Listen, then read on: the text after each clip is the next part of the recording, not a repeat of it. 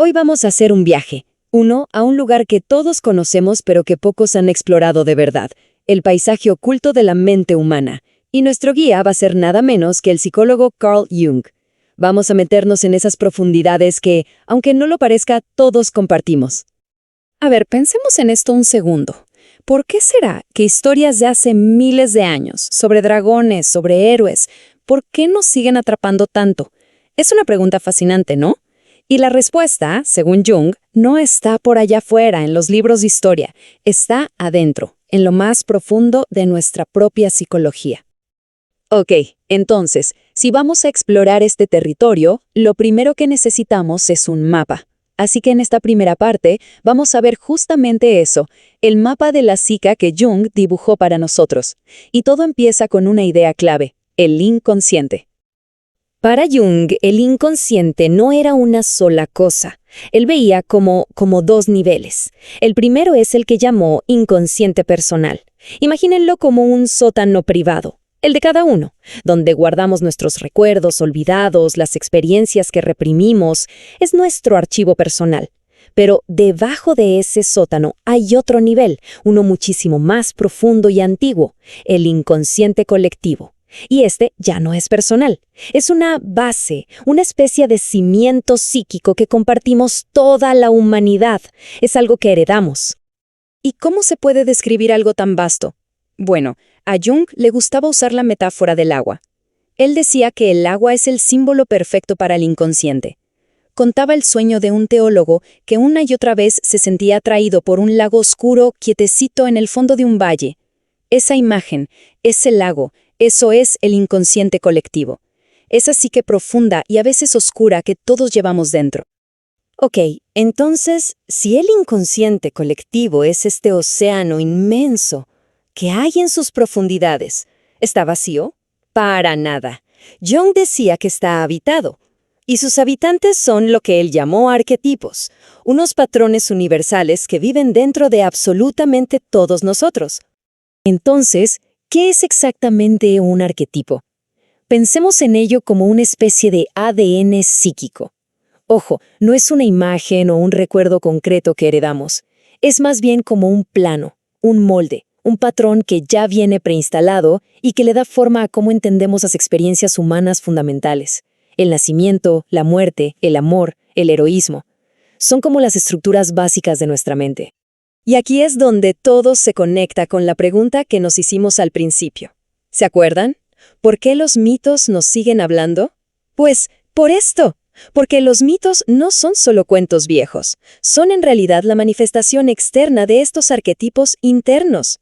Es como si nuestra propia psique proyectara su drama interior hacia afuera, en forma de historias. El mito es el espejo del alma. Para que esto no se quede en algo tan abstracto, vamos a ver un ejemplo súper claro. Hablemos de uno de los arquetipos más poderosos y básicos que existen, el de la madre. Y la influencia de este arquetipo es brutal. Se manifiesta en una cantidad increíble de símbolos que vemos por todos lados. No es solo nuestra madre biológica. Piensen en la madre tierra, la madre patria o la alma mater de la universidad.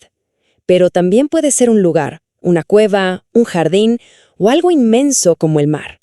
Incluso el inframundo puede tener este carácter materno.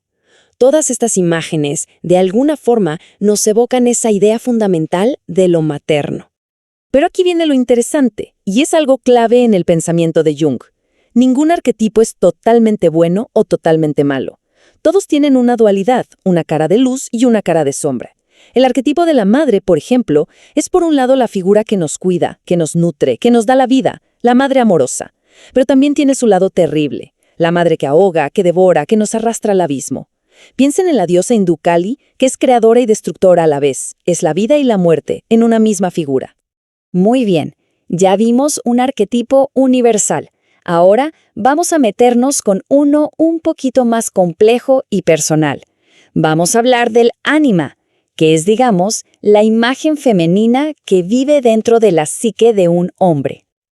El ánima es, por así decirlo, la imagen del alma de un hombre. Ojo, no estamos hablando de una mujer de carne y hueso. Es una figura interna, inconsciente, que personifica todo lo femenino en él. Y esta figura tiene un poder enorme. Influye en sus estados de ánimo, en su lado creativo y sobre todo en cómo se relaciona con las mujeres. Jung la llegó a llamar un demonio dispensador de vida, imagínense. ¿Y cómo funciona esto en la vida real?